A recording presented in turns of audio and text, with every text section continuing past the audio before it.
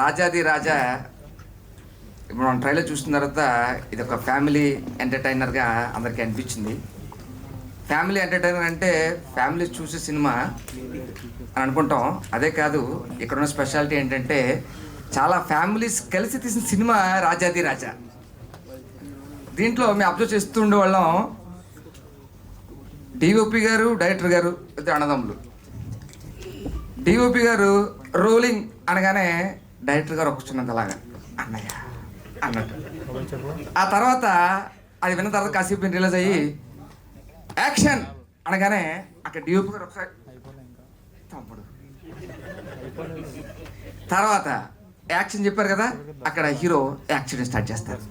అక్కడ hero act చేస్తుంటే ఒక మూల నుంచి లాగా మా ప్రొడ్యూసర్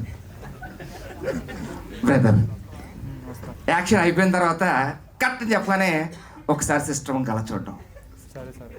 ఇలాగా ఒక ఫ్యామిలీ అంతా కలిసి తీసిన సినిమా మా రాజాది రాజా. దీంట్లో